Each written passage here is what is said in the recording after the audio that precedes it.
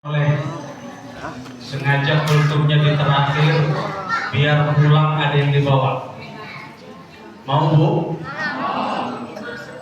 Alhamdulillah.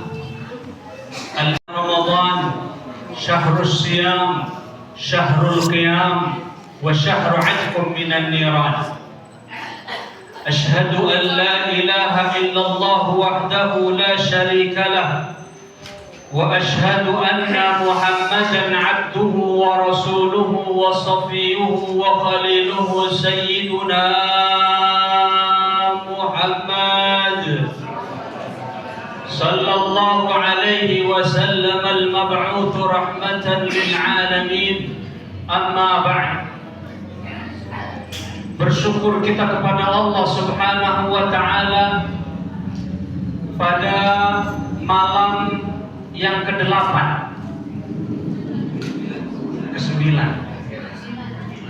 lagi ngetes saja di hari ke-8 malam ke-9. Sehat walafiat, alhamdulillah, pahalanya oleh Allah Subhanahu wa Ta'ala. Bapak Ibu sekalian yang dimuliakan oleh Allah Subhanahu wa Ta'ala, dalam hadis yang diriwayatkan oleh Imam Tirmidzi, suatu saat Rasulullah Sallallahu Alaihi Wasallam khutbah di atas mimbarnya di Masjid Nabawi. Beliau mau menyampaikan khutbah. Ketika beliau naik di atas tangga yang pertama, ketika kaki beliau naik di atas anak tangga yang pertama, kemudian beliau mengangkat tangan. Beliau mengangkat tangan seraya mengucapkan kalimat Allahumma amin ya rabbal alamin. Kemudian beliau naik yang tangga yang keduanya, sama beliau mengangkat tangan, kemudian beliau mengucapkan Allahumma amin ya rabbal alamin. Naik ke tangga yang ketiga, beliau pun mengucapkan Allahumma amin ya rabbal alamin. Ketika beliau setelah menyampaikan khutbahnya, selesai beliau berkhutbah, kemudian melaksanakan sholat berjamaah. Setelah sholat berjamaah selesai, kemudian sahabat-sahabat Rasulullah bertanya kepada Rasul, "Ya Rasulullah, kami mendengar, kami menyaksikan ketika engkau naik ke atas tangga di mimbar tadi, engkau mengangkat tangan dan kemudian mengucapkan Allahumma amin ya rabbal alamin. Kenapa gerangan ya Rasulullah? Kenapa engkau mengucapkan kalimat amin sementara kami tidak mendengar sesuatu pun? Kami tidak mendengar engkau berdoa, tapi engkau mengucapkan kalimat amin." Kemudian Rasul Shallallahu Alaihi Wasallam senyum, Pak. Rasul tersenyum, Bu. Kemudian beliau mengatakan, "Wahai sahabat-sahabatku, sesungguhnya ketika aku naik tangga tadi, ada malaikat Jibril berdoa." Apa doa yang pertama malaikat Jibril sampaikan tadi? Beliau katakan, "Ya Allah, jangan sampai terjadi di antara umat Nabi Muhammad ketika disebutkan sholawat kepada baginda Nabi Muhammad, kemudian dia tidak mengucapkan sholawat kepada Rasulullah Sallallahu Alaihi Wasallam." Kemudian aku katakan Allahumma amin ya rabbal.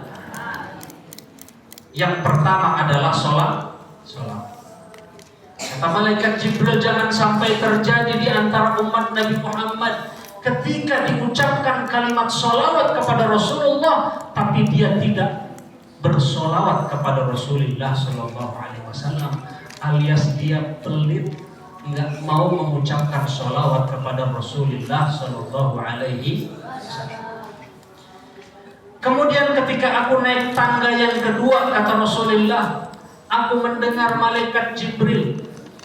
Beliau berdoa kepada Allah, "Ya Allah, jangan sampai terjadi di antara umatku mereka yang masih memiliki orang tua, mereka yang masih hidup orang tuanya, akan tetapi sempat tidak berbakti kepada orang tuanya.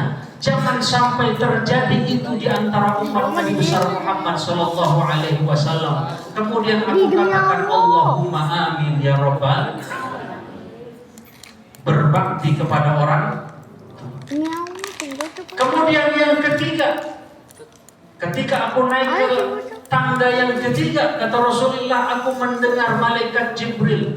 Dia berdoa, ya Allah, jangan sampai terjadi di antara umat Nabi Muhammad ketika dia memasuki bulan Ramadan, kemudian dia lewati bulan Ramadan, berakhir bulan Ramadan, akan tetapi dosa-dosanya tidak diampuni oleh Allah Subhanahu wa Ta'ala. Kemudian aku katakan, Allahumma amin ya Rabbal. Itu oleh-olehnya 3. Oleh-olehnya berapa? Yang pertama sholawat, yang kedua bakti orang tua, yang ketiga puasanya harus diampuni dosa-dosa kita sama Allah Subhanahu wa Ta'ala. Ya Allah, sampai malaikat Jibril berdoa, alangkah berbahagianya orang yang selalu mendawamkan sholawatnya. Alangkah berbahagianya ibu-ibu yang selalu megangin tasbihnya setiap saat bersolawat kepada Allah, kepada Rasulullah Sallallahu Alaihi Wasallam. Solawat itu ibu, itu adalah yang bikin manjur doa kita sampai kepada Allah Subhanahu Wa Taala. Kita ini ketika saat kita berdoa kepada Allah Subhanahu Wa Taala, terkadang doa kita itu tidak langsung diijabah oleh Allah Subhanahu Wa Taala. Itu yang perlu kita tanyakan, ya Allah, saya punya hajat, saya punya niat, kenapa kok terkadang tidak langsung diijabah ya Allah? Barangkali ada sesuatu yang kurang ketika berdoa dengan kepada Allah Subhanahu wa Ta'ala. Berdoa kepada Allah ada adabnya. Ketika kita minta sama Allah, mesti ada adab yang harus kita kerjakan. Yang namanya kita Pak manusia kita mau ngadep sama atasan aja mesti ada etikanya, benar nggak Pak? Kita mau ketemu sama bos, mau ketemu sama pimpinan, minimal ngomong sama sekretarisnya dulu, benar nggak Bu? Nggak mungkin kan ujung-ujung langsung ketemu pimpinan, curhat ngomong sama pimpinan, apalagi minta sama pimpinan. Minimal ada adab yang harus kita lewatin, minimal ngomong sama sekretarisnya. Kata sekretarisnya, kepentingannya apa Bu? Ibu mau ngadep pimpinan, keperluannya apa? Oh saya mau perlu ini, mau ngomongin ini. Sama sekretarisnya baru disampaikan sama pimpinan. Sama kita juga sama Allah Subhanahu wa Ta'ala. Sementara kita minta mulu, sementara Allah memerintahkan kepada kita, kadang banyak yang kita langgar perintah-perintah Allah. Benar gak? Ngerasa enggak kita kadang kita banyak dosa yang kita kerjakan, banyak dosa yang kita kerjakan, sementara perintah Allah banyak yang kita abaikan. Masih ngerasa nggak Bu? Ada nggak yang sempurna? Rasanya semuanya udah saya kerjain Ustaz. Sholat saya tepat waktu Pak Ustaz. Puasa saya Senin Kamis Pak Ustaz. Rasanya nggak gitu ya. Kita ini lebih banyak kurangnya daripada kesempurnaan yang kita miliki. Minta sama Allah terkadang, kenapa ya Allah? Kok enggak kunjung doa yang aku panjatkan kepada Engkau, tapi enggak kunjung juga diijabah oleh Engkau ya Allah. Terkadang sudah sekian puluh tahun baru diijabah sama Allah Subhanahu wa Ta'ala. Ada etika yang harus kita sampaikan. Salah satu etikanya adalah kita bersolawat kepada Rasulullah Sallallahu Alaihi Wasallam. Maka perbanyaklah solawat Bapak Ibu semuanya. Tasbih ini gunakanlah dengan kita bersolawat kepada Rasulullah. Minimal solawat yang gak usah panjang-panjang.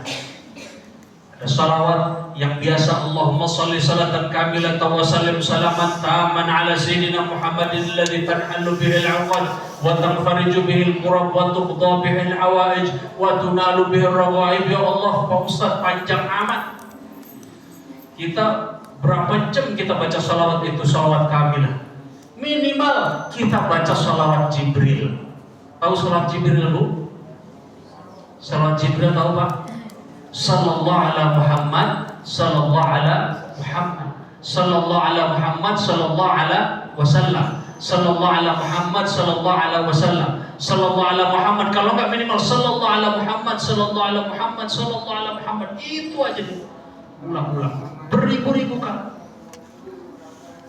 Salawat kita kepada Allah Subhanahu wa Ta'ala, sesungguhnya Ketika kita membaca sholawat kepada Rasulullah Sallallahu Alaihi Wasallam, sesungguhnya Rasulullah Sallallahu Alaihi Wasallam menyampaikan apa yang kita inginkan, hajat dan maksud kita disampaikan kepada Allah Subhanahu Wa Taala melalui kekasihnya, melalui sekretarisnya, melalui orang pilihannya. Ketika Rasulullah yang menyampaikan doa kita kepada Allah Subhanahu Wa Taala, maka insya Allah semua doa kita dan hajat kita pasti diijabah dan semuanya insya Allah diberikan kepada kita insya Allah. Yang pertama, perbanyak sholat. Yang kedua, berbakti kepada orang tua. Yang masih hidup, orang tuanya kita berbakti kepada orang. Yang terakhir, puasa nih. Puasa. Malam ini kita masuk ke malam yang ke-9. Enggak kerasa bulan puasa ini kita awal Ramadan, awal tarawih kita sholat tarawih sama-sama di Mushola Al-Hidayah. Enggak kerasa udah 8 hari. Kalau dibayang-bayang, kita bayangin, kita hitung 8 hari, besok 9 hari. Puasa kita udah lewat 9 hari. Kurang lebih kita nanti ketemu Idul Fitri berapa hari lagi, Pak?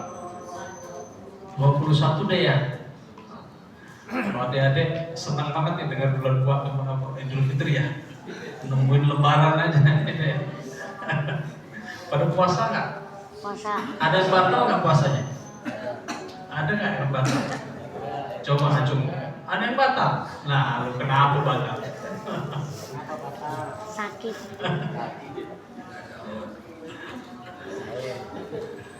Sangat merugi ketika kita melewati bulan Ramadan. Kemudian kita lewati bulan Ramadan, dosa-dosa kita tidak diampuni oleh Allah Subhanahu Wa Taala. Ya Allah, Bapak Ibu semua, bulan Ramadan ini pintu rahmat dibuka selebar-lebar. Bulan Ramadan pintu ampunan dibuka selebar-lebar. Bulan Ramadan ini pintu-pintu semuanya diberikan kepada kita. Pahala yang tadinya cuma 10 kali lipat dilipat-lipatkan sama Allah Subhanahu Wa Taala. Al-Quran yang kita baca satu ayat yang kita baca dilipat-lipat oleh Allah Subhanahu Wa Taala. Target minimal dalam bulan Ramadan ini, insya Allah mudah-mudahan khatam Al-Quran. Insya Allah minimal satu kali. Syukur-syukur kita bisa 2 kali, bisa 3 kali. Dilipat gandakan pahalanya Allah Subhanahu Wa Taala. Bulan puasa ini hanya sebentar lagi. As-shawmu li wa ana ajzi bihi. Kata Allah, puasa ini urusannya sama aku. Kita ini sedang langsung berkomunikasi dengan Allah Subhanahu Wa Taala. Ditambah dengan sholawatnya, kita semakin dekat sama Allah Subhanahu Wa Taala. Jangan kita lewatin setiap menit, setiap detik di bulan puasa ini. Sayang, beribu-ribu sayang. As-shawmu li wa ana ajzi bihi, kata Allah, aku urusannya.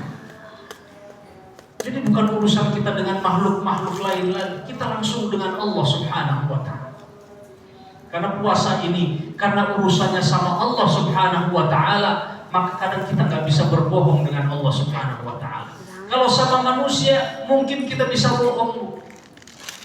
Kalau sama manusia kita bisa berbohong, bisa dibikin-bikin. Makanya puasa ini langsung dengan Allah, beda dengan ibadah-ibadah yang lain. Sholat bisa kita kelihatan khusyuk di sholatnya, dikhusyuk-khusyuin di sholat, bisa kelihatan seperti itu. Zakat bisa karena ingin dipuji sama orang, ingin dipuji sama tetangga, kelihatan bisa dibuat-buat itu zakat, kelihatan seperti orang kaya. Tapi yang namanya puasa, ada yang bisa kelihatan dibikin-bikin gitu puasa. Mentang-mentang puasa, ngeludah ke sono, ludah kanan, ludah kiri, biar kelihatan puasa. Kan nggak begitu. Puasa ini urusan kita dengan Allah Subhanahu Wa Taala. Sahur kita sama-sama di rumah, begitu keluar rumah siang hari nggak tahu. Kalau kita mau batal aja, nggak ada yang tahu. Betul nggak Pak? Nggak ada yang tahu. Kalau kita mau batal aja. Maka ini adalah pertanggungjawaban kita dengan Allah Subhanahu Wa Taala. Maka sisa tinggal 21 hari lagi bulan Ramadan.